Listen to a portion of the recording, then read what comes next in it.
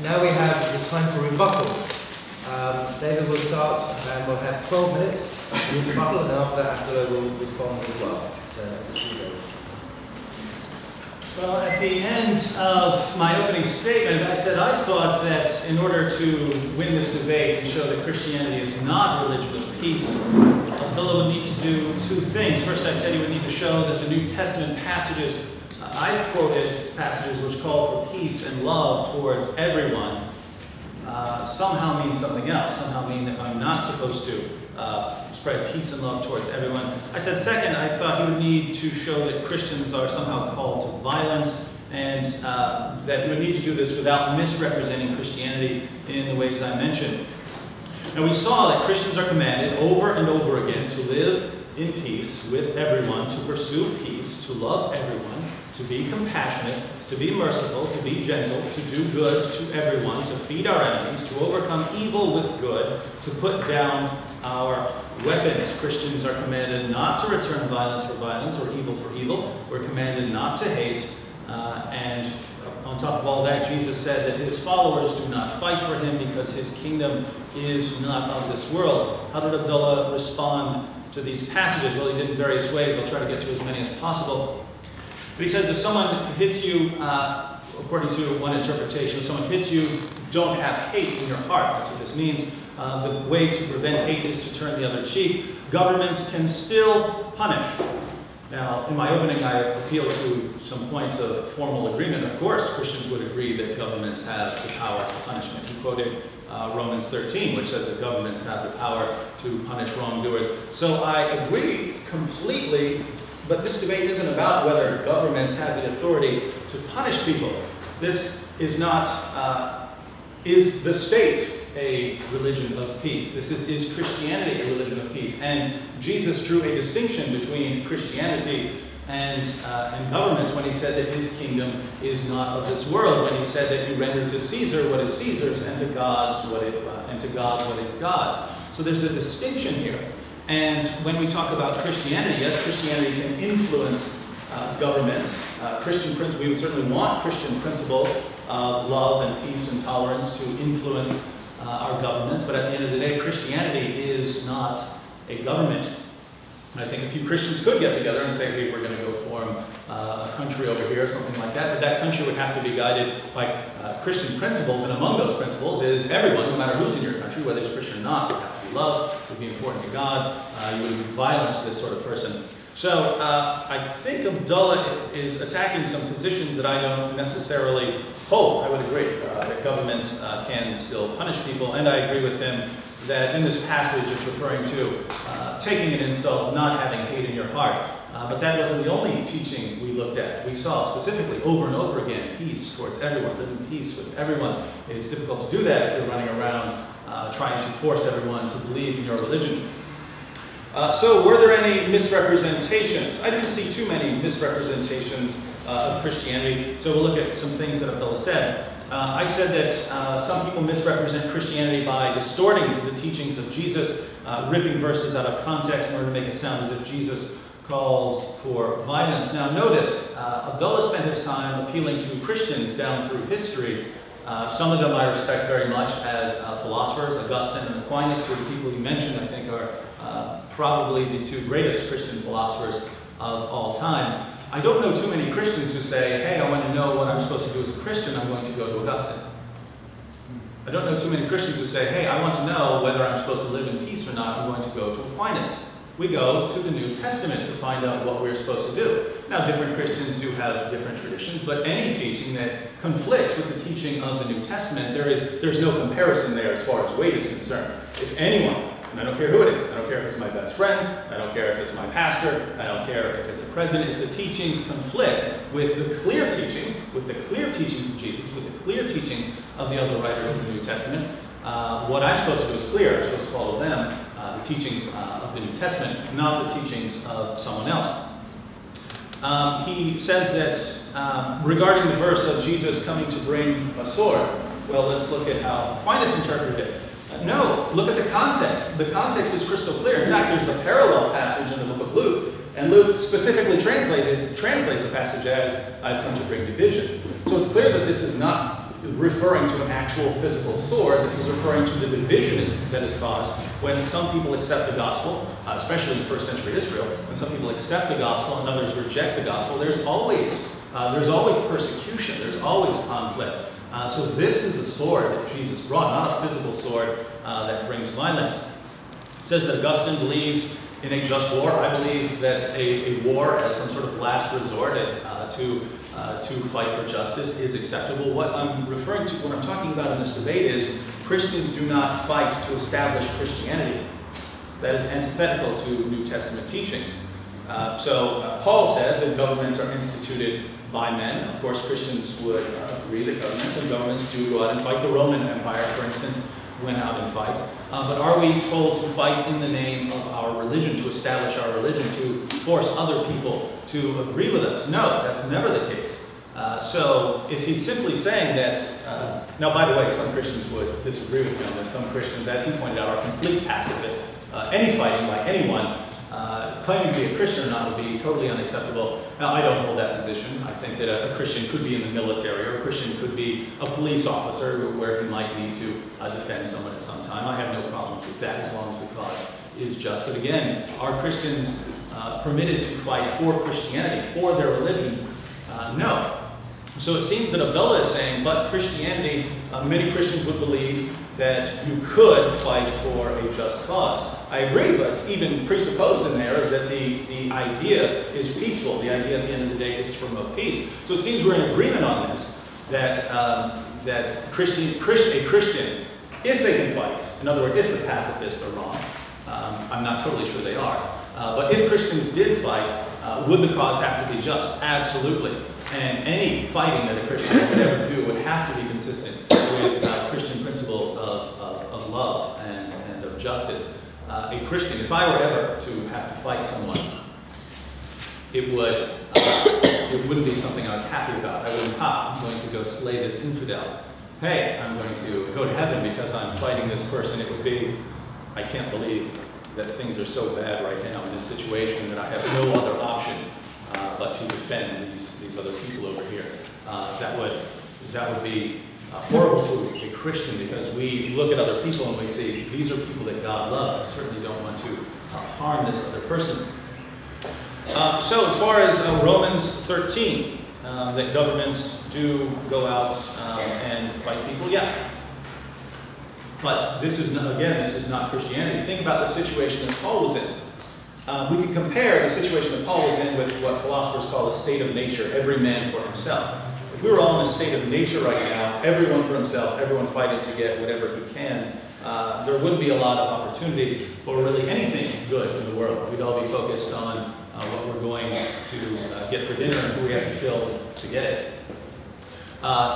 Governments, by establishing governments, we do have much more opportunities. And Paul, he's in the Roman Empire. The Roman Empire was a very fighting-oriented empire. And the Roman Emperor during this time was Nero, one of the worst leaders in all of human history. And yet Paul says even this government has authority from God. Why? Well, if you look at what the Roman Empire did, it established a general peace within the Roman Empire, so that people like Paul were able to go out and preach the gospel and proclaim the gospel, and were able to spread Christianity. They were later persecuted, but the stability just by having a government in place did bring many, many good benefits. So this is what Paul is referring to. He's not saying everything that Emperor Nero did was good, or anything the government does is right. That would specifically contradict other passages in Revelation that talks about many world leaders are at war with God and with his teachings.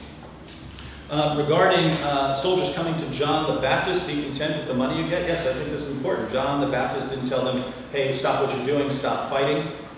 In order to be good soldiers, they would have to be just, not try to get whatever it is. So I agree with him.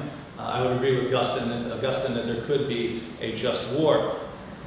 So again, the only disagreement between us is whether this is done in the name of Christianity, whether people are told to fight in the name of Christianity. He says that Christians believe in warfare, provided it is done out of love. Again, that's not all Christians, but I think it's very weird to fight out of love.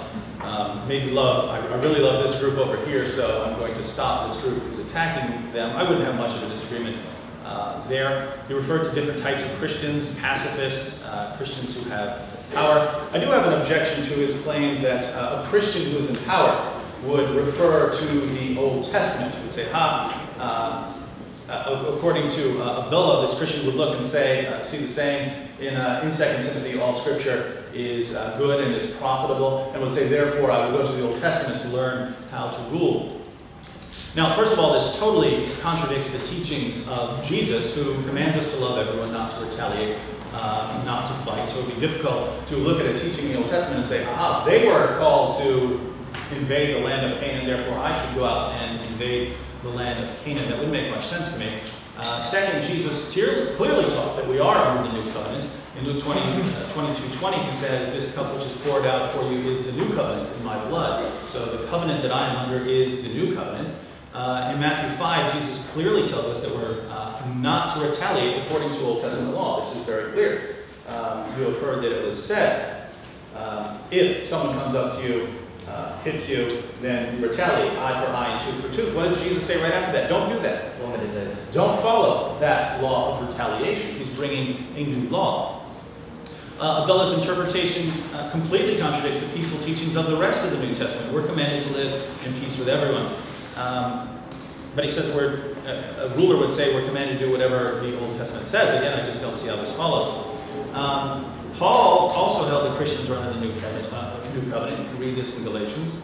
In Acts 15, the apostles specifically get together to discuss what laws they're going to be under concerning the Old Covenant. And it wasn't, hey, if we ever get power, we're going to go out and fight according to these laws. So over and over again, we're told to live in peace. We're never told to be violent. If Christians were ever part of the government or in power, again, these teachings would have to be consistent with Christianity, and no one would be permitted to go out and wage war in the name of Jesus to establish Christianity amongst people who don't want to believe it. Thank you, David. After that, you ready? 12 minutes? Yeah. Okay. All right. We've heard a lot of explanations. It's good that he agrees with a lot of my points, but let's see how far the connection between Christianity and God goes. Augustine says, a man is just when he seeks to use things only for the end for which God appointed them, and to enjoy God as the end of all, while he enjoys himself and his friend in God and for God, and for to love in a friend, the love of God is to love the friend for God. And then he talks about the punishments and doing justice and so on. Now, in today's world, we live in secularism. We live in a secular society. So David can't be blamed for being anachronistic when looking back on the New and Old Testament and thinking, well, we're secular today, they were secular back then, isn't it always been like this? No, it was never understood like this. You see, God is not just a God of this, God of only your private sphere. He's a God of the whole world. He's God of human affairs. He's God of everything. There was no limitations on what God gives orders for and so on. The only exception that the Christians are under in this new covenant is that you don't have to follow the 630-something mitzvot of the Jews, the ritualized things, kosher, and all this stuff. You don't have to follow it. That can be debated. I can debate, but not in this discussion anyway. So, and obviously I can mention Matthew and James all still living under the law. And in Matthew, where Jesus said, I'm not come to abolish the law. But that's a different discussion. I'm talking about Christian orthodoxy today. And in Christian orthodoxy, it was never like this. And allow me to quote you a few things. Augustine said, and on principle, if the Commonwealth observed the precepts of the Christian religion, even its walls themselves will not be carried on without the benevolent design that, after the resisting nations have been conquered, provision may be more easily made for enjoying the peace in the mutual bond of piety and justice. You see, these philosophers are taking the concept of the law of love and they're applying it as the law of the land. If you're in a state and you have a peaceful, just state, don't you love everyone in the world, not just your own countrymen? If the other people around the world are being oppressed, wouldn't you want to help other people of other lands to liberate them? So surely, This is what these philosophers are saying, that it's the law of love that motivates us to using the authority instituted by God himself. And again, he says the authority has nothing to do with God. Are you sure? Because Paul disagrees with you. Paul says that this is instituted by God, it's the agent of God, the wrath of God. He does not hold the sword in vain. It is the wrath and punishment of God. And of course, Augustine made this clear when I told you about, he discussed the peacemakers, about peacemakers. He said this is done, he connected the issue of going to war with God in this passage I quoted. This was his understanding. It also mirrors Pope Urban II, obviously the First Crusade, where he said, whoever for devotion only, not to gain honour or money, goes to Jerusalem to liberate the city of God, may substitute this journey for all penance. He wasn't talking about money or just gaining new lands or conquest. He was talking about the love of God. Now, that was misplaced.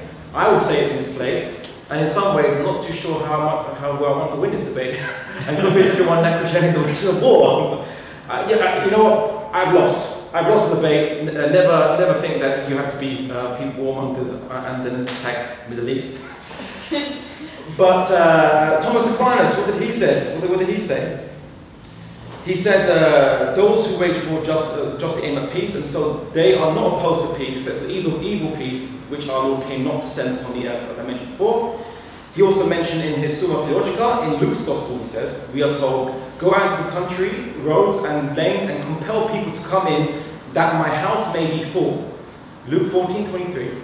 So some people are to be compelled to believe and enter the church, but only people who had once accepted the faith. Pagans and Jews can't be forced to believe, since believing is a matter of will. The faithful, if they have the power, may use it to stop such disbelievers hindering the faith by blasphemy or propaganda or openly persecuting it. This is the reason Christians frequently wage war on disbelievers, not to force them to believe, but to stop them hindering the faith. And then he said he went to discuss heretics and apostates, but I'll discuss that a bit later.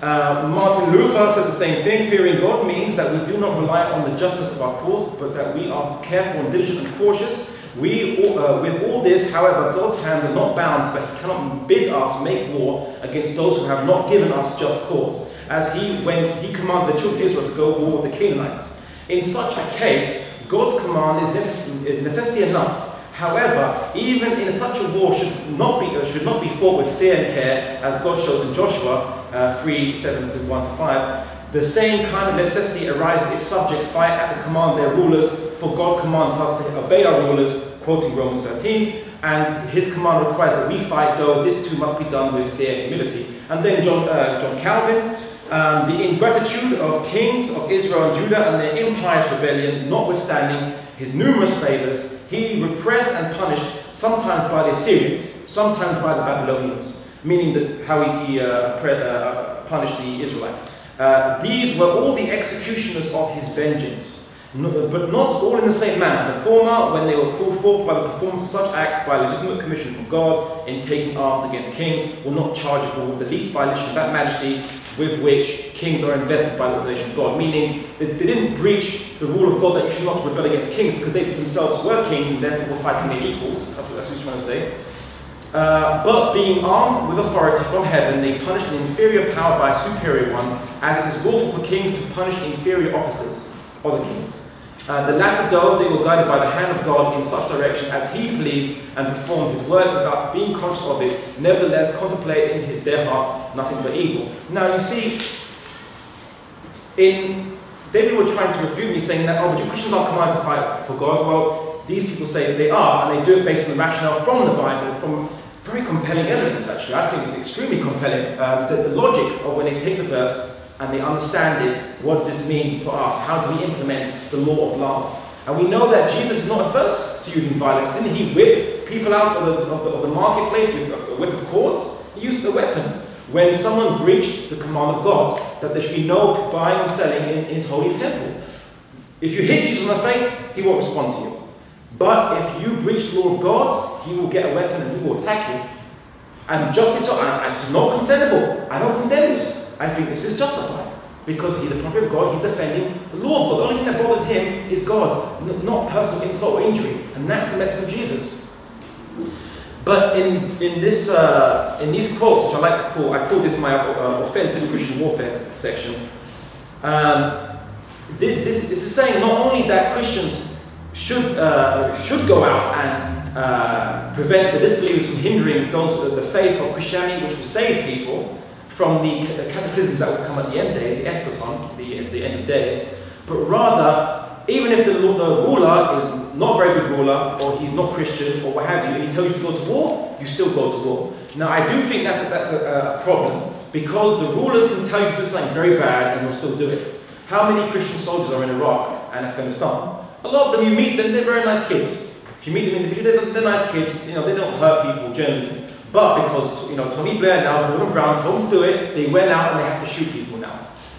And they would say that is part of what they're meant to do, and that's okay. Even though it's not for God, at least be consistent in this. Either we should not be in government and be separate from us, the Mennonites, and I respect the Mennonites, they're consistent, or we should say that the government which tells us what to do has to be directed by the commands of God. Surely God commands all things and should guide all of us in every aspect of life. Whereas God negligent, that He does not guide us in rulership, we have unjust tyrants. You know, and for those who are submissive under authority, you know, those Christians have to think upon themselves that there is a limit to what they can do and what they can't do. You can't just follow the authority, and you have to question Paul's reasoning in the Bible as to should we just obey the authority blindly and so on. Now, I will admit that one of the I believe it was Thomas Aquinas, who said that sometimes that you should be cautious of the ruler if he's telling you something unjust. I'll admit this is what he says, but the propensity for Christians to do unjust wars and think themselves blameless is a problem.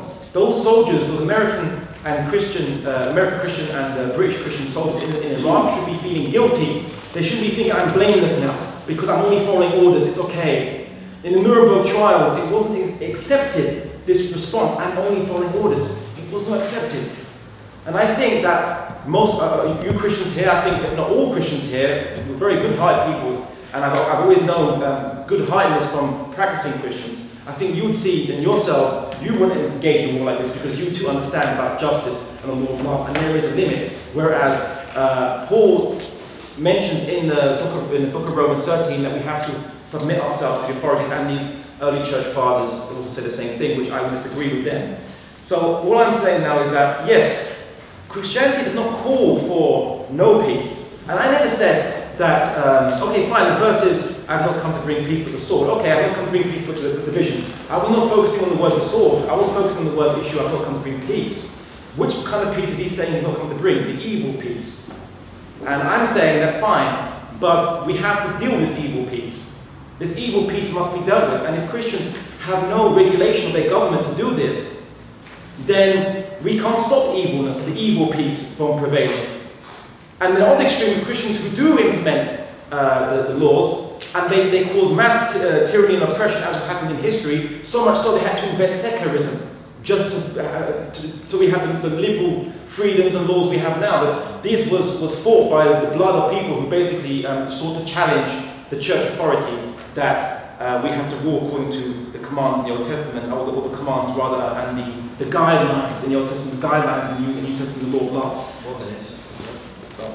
So, and also the other verse, I think I did mention the other verses, the verse he brought up, which was, you know, the verse of peace, blessed are the peacemakers, and so on, an eye for an eye, which I think Jesus wasn't abrogating the law. He said, I've not come to abolish the law. Rather, he was challenging the Jews who always used to have big feuds over small petty differences, and I want to fight him. He said, no, look, right, it's silly. This was intended to be the law for a state, a system whereby if one person inflicts injury, there is a recompense in that society by the state system. Not you take it into your own hands, which the Jews were saying, yeah, I'll take my own hand, eye for an eye. No, it's not for you, it's for the state to do it. So Jesus was not abolishing the law at all.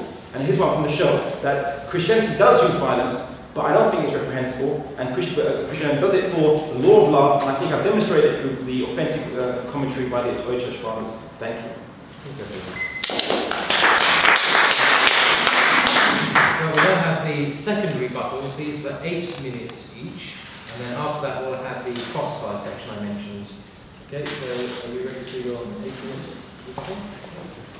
All right, well, Abdullah says that he's referring to Christian orthodoxy, and things were not like this in the past, where Christians said, no, we're not going to go out and fight this way. Well, I would suggest looking at the first 3 centuries of Christianity. For the first 3 centuries of Christianity, Christians were killed, Christians were tortured, and they didn't go around shedding anyone's blood. This just happens to be the period of the greatest spread of Christianity in all of history. So do we need to go out and fight in order to spread Christianity? No, we had the world's most powerful empire in all history up until then, trying to destroy Christianity, and Christians not fighting back, and it worked.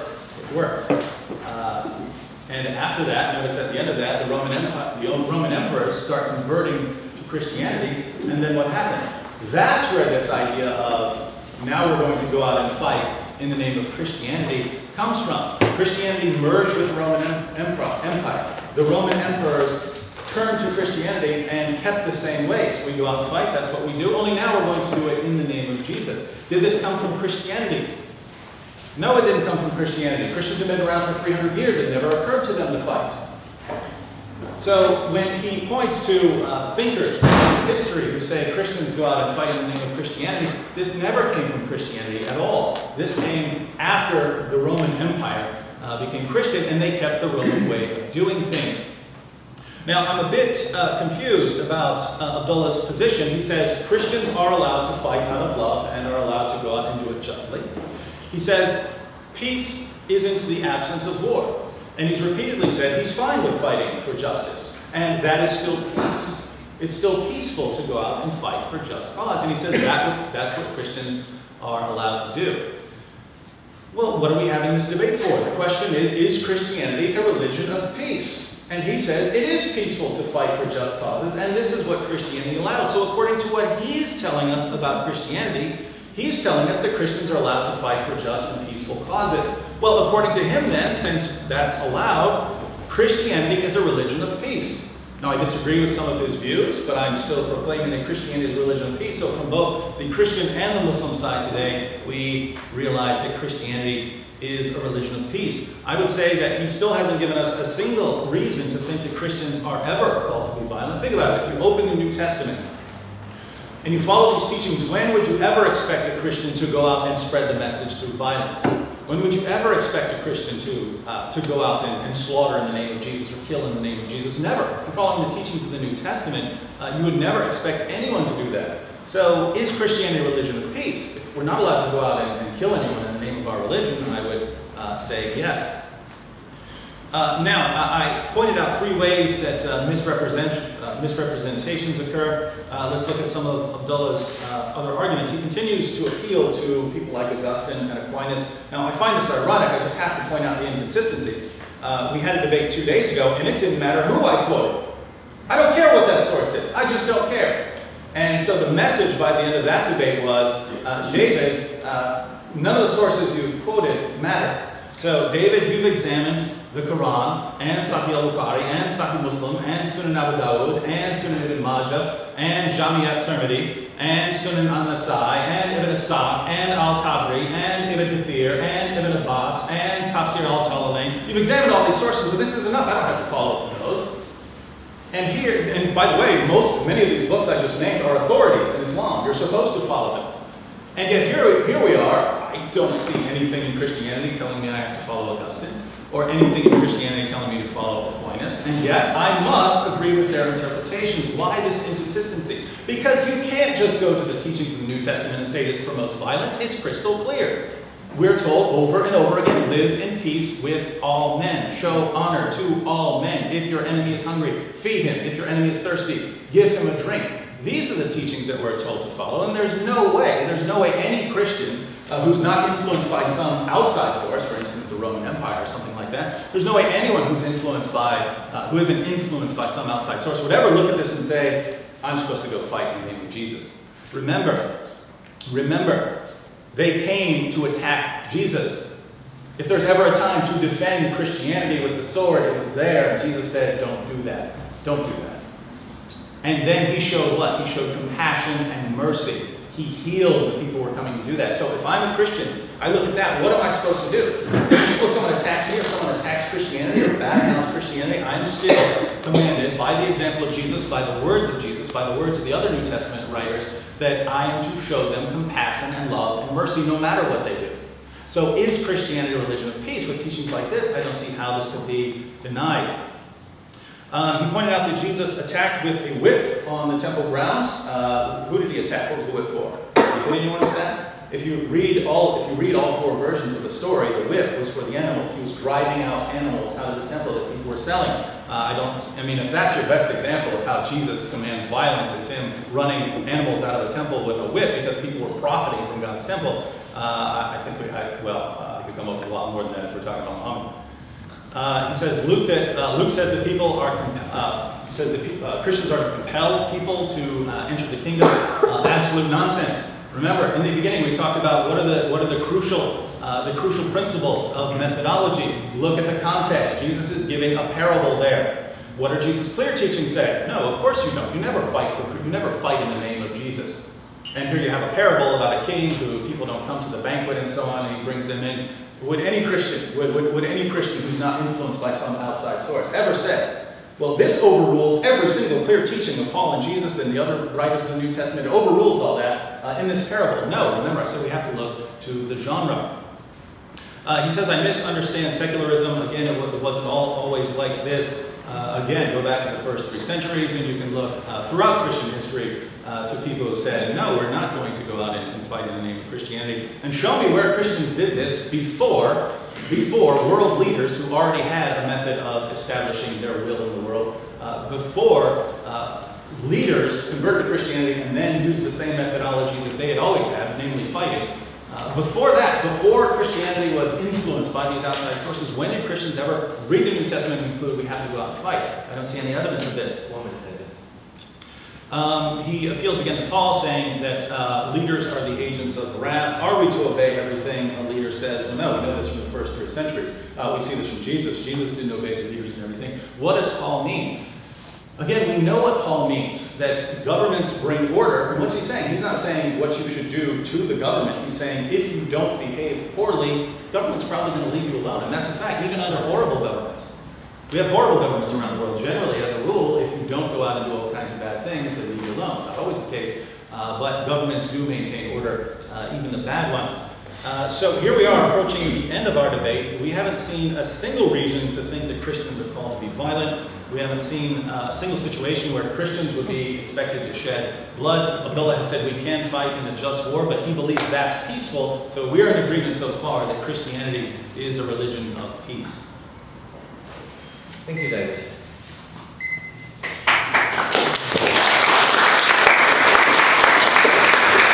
We have got 8 minutes. Sure.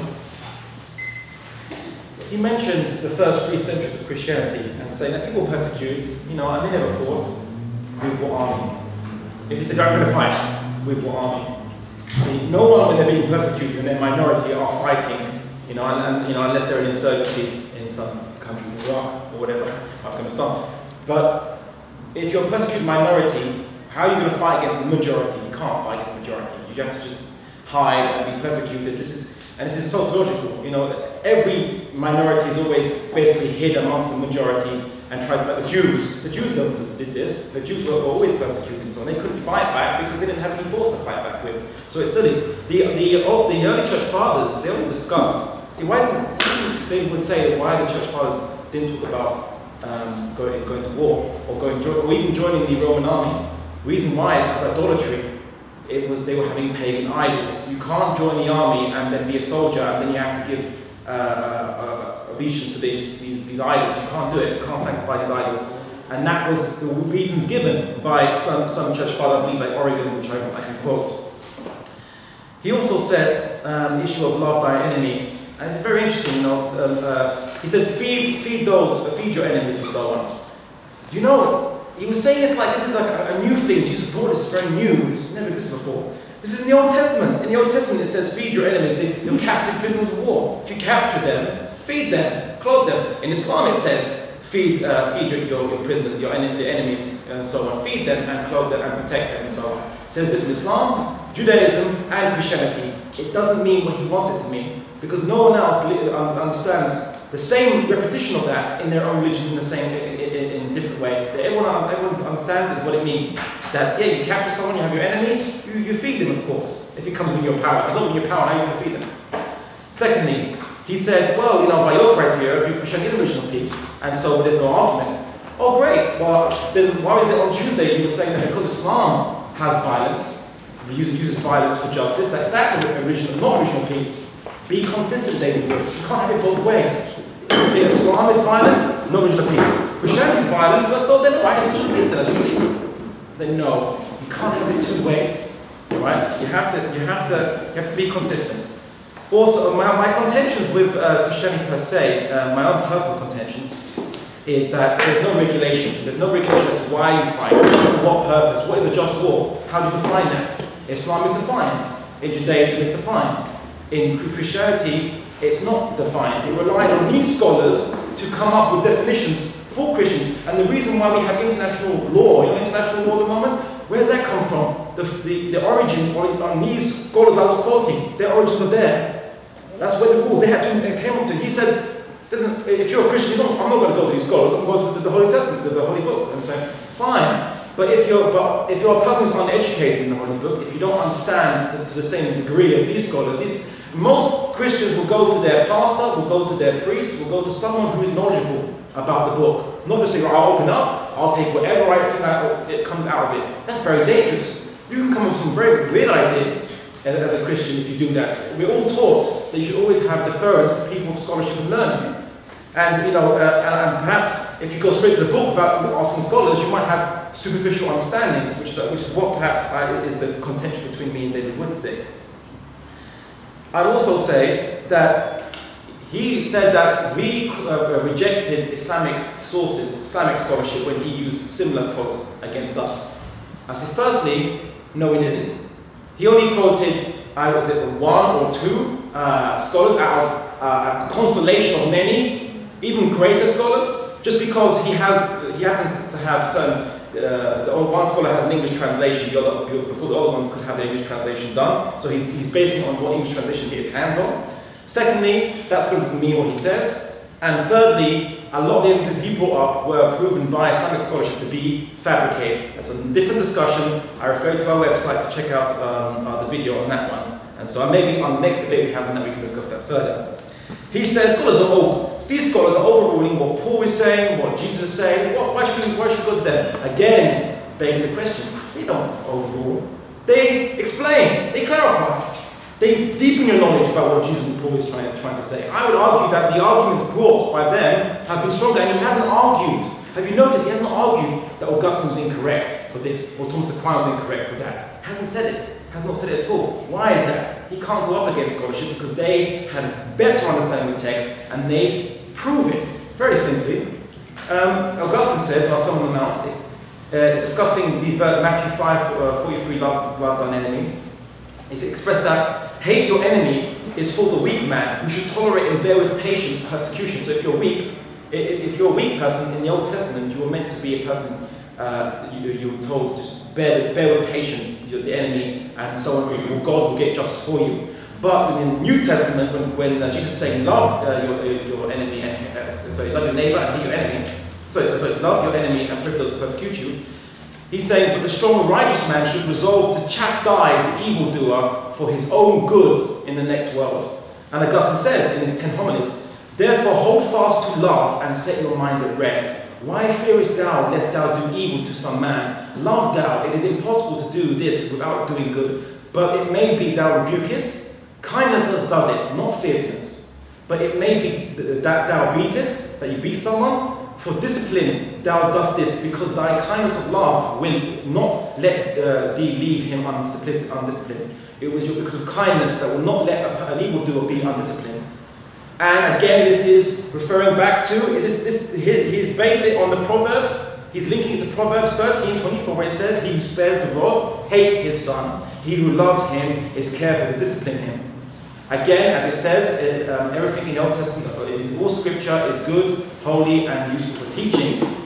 So again, he has not answered Augustine. Augustine brings proof. I'm not telling you to believe Augustine or Thomas Aquinas or John Calvin, of which his friend, colleague last year is a Calvinist and believes him, which we probably have contention in that, or Martin Luther. No, I'm not saying believe because they say it. believe it, but listen to their arguments. It's so compelling. They have very strong arguments.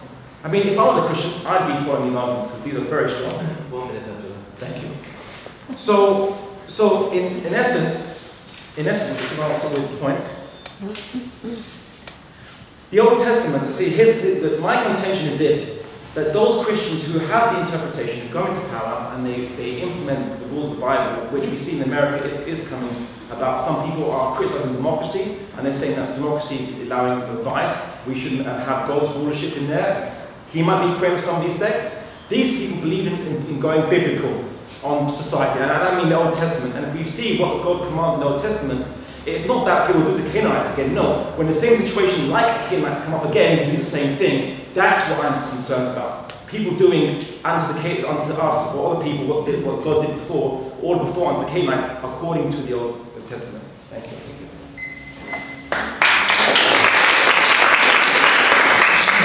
Right, we now have what's called a crossfire section. This will last for 20 minutes in total. There's 2 minutes comment and response time for each person, so it's quite rapid, and I hope we can all keep up. All right. We'll go first, David. Yeah. Okay.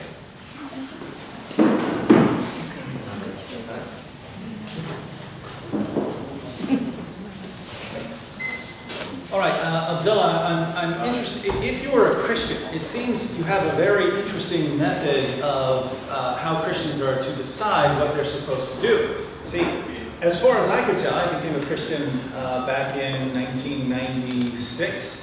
And I started reading the Bible. I never heard go to some random person in history, anything of that nature. I'm told to follow the teachings of Jesus. I'm told to follow the teachings of the apostles. I'm told to follow the teachings of the New Testament. So it simply never occurred to me that as a requirement of Christianity, I have to go to Augustine or Aquinas. Now, I know you pointed out that they have the best arguments. If you're talking about when Augustine says that there is some sort of just war, or when Aquinas says something like that, I don't disagree. The New Testament is clear on whether a Christian could fight in an army as part of some government. The New Testament is extremely crystal clear that you don't go out and fight in the name of Jesus. Jesus specifically says, and the statement could not possibly be any more clear, his kingdom is not of this world. Christianity is not an earthly kingdom. Christianity is not a state. It's not a government. The Apostle Paul specifically and clearly, crystal clearly says that we do not war according to the flesh. So if Christians don't war according to the flesh and we don't fight for an earthly kingdom, again, I don't have any problem with some sort of idea of a just war. How can you say that I'm supposed to follow someone who says that I should fight for Jesus in this world, I should fight for an earthly kingdom of Jesus, and I should war according to the flesh when these are specifically condemned by Christianity? I think the question we should always ask is, well, if we're a Christian, again, I'm playing the advocate for Orthodox Christianity here, in all time things. What would Jesus do? The question we should ask is, what would Jesus do? According to Christian theology, Jesus is God. So what did he do in the Old Testament? He commanded people to fight and destroy whole towns, cities who disobeyed. And so again, Numbers, Deuteronomy, Joshua, Samuel, kill the men, women, and children. So Jesus is not adverse to ordering massacres and so on, because he is the theological, according to theology, he's God according to Christian theology. Jesus obviously said, he didn't whip out the animals or looking at animals. I mean, he's like, obviously whipping people, he's like, oh, you're human? Okay, right, you go. Right, whip animals, human? Okay, you go. Animals. No, he got the whip and he whipped everything in sight to get people out who were money changing and so on, which is an insult to God. And fine, okay, fine.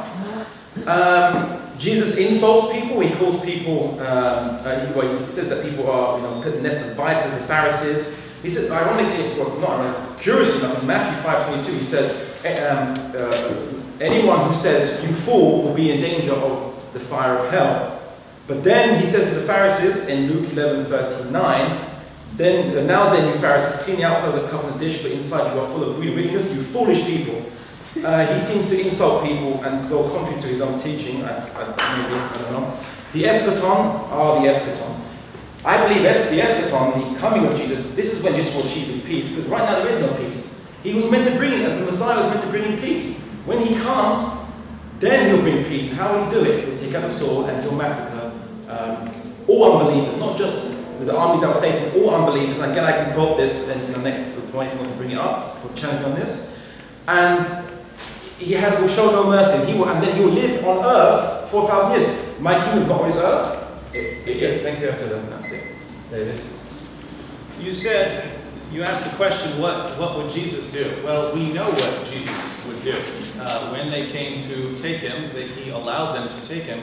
When his followers were ready to fight for him, he said, don't fight for me. He allowed people to crucify him. You could say, well, Jesus didn't have an army. What did Jesus himself say? If you're talking about Jesus, what did Jesus say? He said, right now I could call on 12 legions of angels to come and fight these people, but I'm not going to do it. Now, Jesus specifically said, again, we said in the beginning, you have to go with the clear passages. Jesus clearly said, if I wanted to fight, I could fight right now. No problem. And he doesn't want to. So if you're asking what Jesus would do, we know what Jesus did, and it did not involve fighting. You said that, was Jesus only whipping animals? I'm saying that's all the passage says. He made a whip, he goes in there, and it said he was flipping over the tables and driving the animals out of the temple. You said he was whipping everything in sight. Please give me a verse. That's not what the passage says. We have to be honest to the text here. So if you're going to say Jesus was whipping everything in sight, again, this isn't what the passage says. You referred to a passage where Jesus says, anyone who says a fool, and yet Jesus calls people fools later on, shame on him. No, Jesus says anyone who calls his brother a fool, your fellow Christian or your close companion, anyone who says this, that you're a fool, if you have this sort of anger towards your brother. So it's certainly no contradiction to go to refer to people who are leading people astray and keeping people from entering the kingdom of God. So there's no contradiction here, and I think it's a bit desperate at this stage in the argument to be pointing out things like this. So once again, answer the question. If Jesus says his kingdom is not of this world, and if Paul says we do not war according to the flesh, how could anyone ever convince me that I'm supposed to, A, war according to the flesh and fight to establish an earthly kingdom for Christianity? Thanks, David.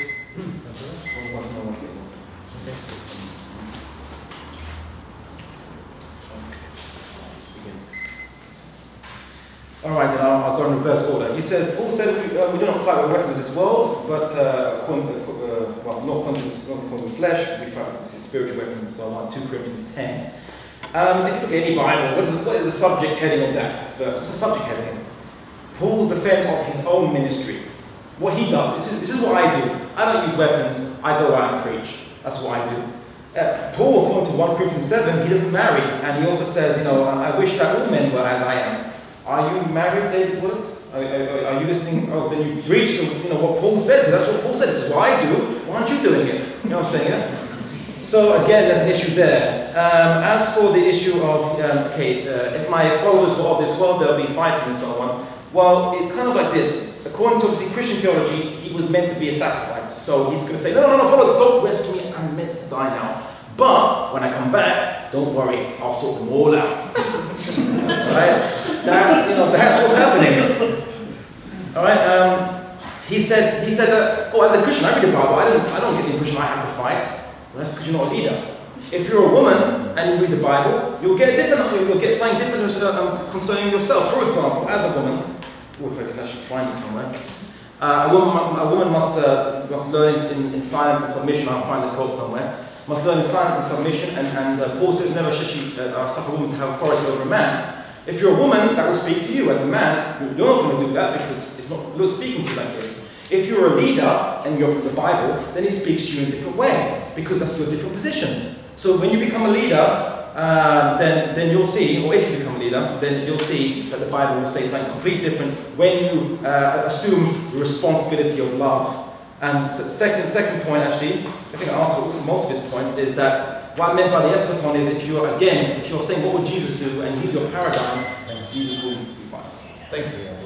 Can we just pause for a moment to change the code? Yeah, sure. You're referring to himself. Come on, Paul is certain. Is Paul really here saying, now we don't war according to the flesh, but other Christians, you have to go out and war according to the flesh? Of course not. Paul commands Christians in practically every book he writes, let all that you do be done in love. May the Lord cause you to increase and abound in love for one another and for all people. Over and over again, Paul says that we are to love everyone. How can you look at the teaching when he says, we do not fight according to the flesh, that he really means just me and my friend here, and as for the rest of you, you guys go out and fight, despite the fact that I told you to love everyone. Does not make sense to me. You pointed out, well, Paul didn't get married and so on. Yes, but that's the key. He specifically tells everyone, yes, but you are free to get married. So in that case, Paul says, here's what I'm doing, but you can do something else. Whereas when he says, we do not war according to the flesh, he doesn't turn around and say, but you are free to war according to the flesh. He says, according to Christianity, Jesus came to die as a sacrifice. That's why he didn't fight. He didn't just say, oh, here I am, and as soon as I die, then you can go on and fight. His kingdom, his entire kingdom, that's all Christians, that's the church, are told not that his kingdom is not of this world. Did that change after he died? I don't see any evidence that it did. And you pointed out that Jesus was going away. When he comes back, he will sort them all out. Yes, that's the message of Christianity. God will judge. Jesus will return and judge. In the meantime, we are told to live in peace with absolutely everyone. There are no exceptions. Show me an exception in the New Testament where we're told not to live in peace with someone, not to honor someone, not to love someone. There are no exceptions. So again, if I am to base my theology on the New Testament, is there any doubt here? Is there any doubt about how I'm to live? I don't see one. Thank you, David. Okay. He said that, Paul was saying that, he didn't say, I'm referring only to myself, but everyone has to do something different. Why does he need to say that? That's a bit silly. He's trying to say, he has to say everything, he has to explain who can do it, who cannot, and so on in detail. He doesn't say it like that. He talks about his own ministry, all the Bibles, which actually, if you read this, if you read these various Bibles, on the top of that, the title of that is, Paul's defense of his own personal ministry. So, again, you're getting this to trying to show that, oh, but he doesn't say that everyone else can do something different. It doesn't need to say that. He just talks about himself. Likewise, again, he keeps on bringing up when Jesus said, my kingdom is not of this world. Generally, it's meant to mean that at this particular point in time, he's not going to ascend just yet. So you don't have to fight for him. He's not giving you, right now. Right now, you don't have to basically rescue him from the clutches of the Romans. But to help out the weak and oppressed, that's something different. See, Jesus was given an exception. He was saying, yes, I'm weak and oppressed now. I'm weak, but I give you an exception for myself. Don't fight for me to help me. I'm an exception. I need to die. But everyone else, you should fight for them. He's implying by the law of love. He said that, where does it say you can fight? And doesn't Paul say that everything you do be for the law of love? If you are in the government minister or a policeman or whatever, executioner, and you're executing someone, you should be doing it with love. Because Paul says, let everything you do be done with love. So he's already agreeing that you can do war for love. And that the early church fathers were correct when they said this. So he's agreeing with me. I think it's good, it's progress. And then again, Romans 13, again, I always come straight back to that because that says the ruler does not hold the sword in vain. He is the wrath of God. Not just God judges, we can judge too, because that's what Romans 13 says. I just want to deny that. Thank you, Abdullah. Thank you. We are in agreement on something that a Christian, I said my personal position is that a Christian could be in the army or a Christian could be a police officer where he might have to use force at some point. The only point I've made is that this is not Christianity. Any human being could do that. This is not establishing Jesus' kingdom on earth. This is not forcing anyone to submit to Christianity. This is not committing violence in the name of God. So there's no argument between us on that point. You say Paul should have been more clear and said that even when he says we do not war according to the flesh, he means that other people have to follow this as well. Well, when you read in the context of Paul's teachings, this is always his message. When he says, if your enemy is hungry, feed him. If your enemy is thirsty, give him a drink. Live in peace with all men. He says things like this over and over and over again to simply say, with no ground and no basis at all, that Paul would allow Christians to go out and fight in the name of Jesus, or allow Christians to go out and fight to establish Christianity. You would have to show that every single statement he made about loving people and living in peace, he meant something completely different, and you'd have to do this without any evidence whatsoever, because he never says anything else. So if we're going to do that, I could look at the Quran and say, look, even though it promotes monotheism, I really say it promotes polytheism. You can do that, but why would you do that? That's desperation, my friends. Regarding Romans 13, he says the ruler does not hold the sword in vain. Right. I have not denied this, that governments have authority, that God has instituted governments. I have not denied that one point. I don't understand why he's coming back to these points when I agree. What I'm arguing is that Christians are told to live in peace with everyone, that we are not to establish an earthly kingdom, that the force of Christianity in the world is a peaceful one, and that Christianity is therefore a religion of peace. I don't see anything he's saying that would deny this. Thank you, David. Angela? Sure. And he said that you know it is the government that punishes, not Christianity, but the government is sanctioned by what?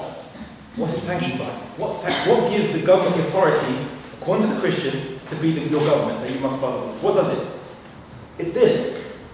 It's the Bible.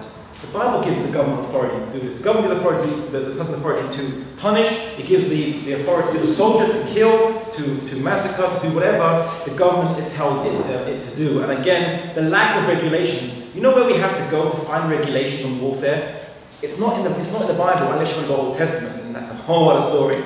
You have to go to, I recommend this book, War on Christian Ethics by Arthur F. Holmes.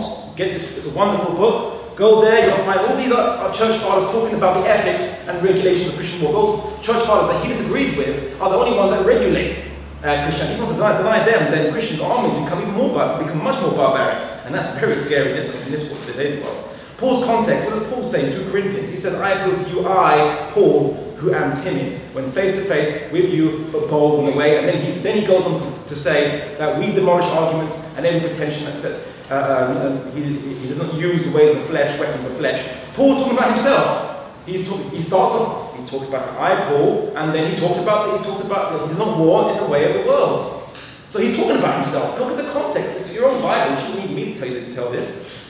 Oh, and my main contention is I believe that Christians desire peace, and I believe they are good people.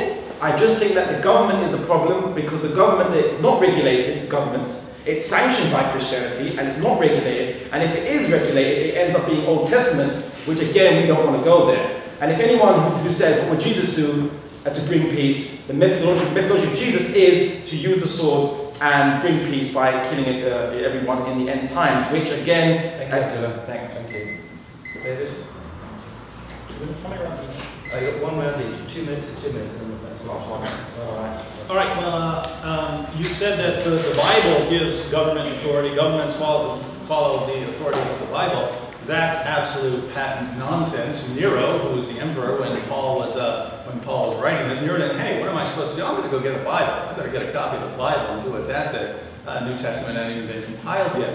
And what rulers in the world today sit down and say, all right, we're going to establish Christianity. We're going to make our Constitution. Here's the Bible. Now, has Christianity influenced governments in the world? Absolutely. In America, when the founding fathers were sitting down, people like Patrick Henry and John Adams said how much the Bible and the teachings of the New Testament had influenced them. There's no question that Christianity influenced. But when Paul says that the ruler's authority comes from God, he's not saying the person follows the Bible. He's saying that God has instituted it, just the very concept as part of our being that we form into governments. Just so you know, I'm not a divine command theorist where if we're walking around, we don't know what to do unless God comes and tells us. I would be natural law, and that is Thomas Aquinas' view, that God has made us such that we know certain moral laws, such that we can form into governments, that we know how to do certain things, and we know how to appoint leaders and so on. So this isn't, the authority comes from God, that's correct, but to say that rulers, all these rulers go around with Bibles in their hand, that's simply false, and obviously false. You say that commentators like Aquinas and Augustine are the only thing that would tell Christians how to live. And so without them, boy, we just don't know anything about how we would have to engage in a government or in a war if we were ever in one. Nonsense. Nonsense. We're told over and over again how we're to live. If I were to ever have to go fight someone or to go to war, I would be governed by the principles of love, by doing unto others as I would have them do unto me, things like this. And it would never be, hey, I'm going to kill for fun, or boy, I can't wait to go out and slaughter those people because they disagree with me. Thank you. Sorry to cut you off again. And your last 2 minutes. Okay, yeah. Right, now he's, I think that he's kind of now trying to play defensive here, the best he can now. He's thinking, well, Paul's writing about Nero, so how can Nero be issued by God? I never said that the government was appointed directly by God and God's controlling him like a puppet, although that's a Calvinist Arminian debate, which is a whole other discussion. But I'm saying that's what he's saying is actually even worse for him, because pagans don't use the Bible in those times. That makes them even more scary, because at least the Bible gives some morals. Pagans can have any kind of morals which we don't know where they got it from or how they derive it. They can be more dangerous. So the fact that Paul is telling us to submit to the pagan authorities, yes, and that's why I'm saying it's even more contentious, because pagans again have not the same morals that maybe we might have, and hence we don't know what they can do, what they can order. We still have to obey them, as it says in 2 Peter 2:13-25. And I already quoted Martin Luther, who said that God be praised, they've been instituted by God, we have to obey them, and so on, no matter what they say. He talked about moral laws, that Aquinas gave moral laws. Do you know why he gave moral laws? See, why are you following these moral laws? Because the New Testament doesn't provide regulations. It only has a very law of love. What does that mean? It's very ambiguous. Out of love, I can say I'm going to force you to become Christian because I don't need your help. I love you so much, I don't need your help. You become Christian or I kill you. You could do that. And that's happened in the past, in history. I'm not saying it's good, I'm not saying it's what Christians believe, but people can interpret it like that. You can go that direction. And that's why moral laws have to be derived from the pagan sources, the pagan background, in order to kind of regulate, because the Christians at that time weren't following any regulations, because they said they would abrogate in the Old Testament. And when they did use the Old Testament, it became very tyrannical. So it's because of this, which I say my argument is still maintained, that Christianity desires peace. In the future, when Jesus comes in his beliefs, it will create peace, but in this day and age, it's not going to be the force for peace. Maybe international law will. Thank you.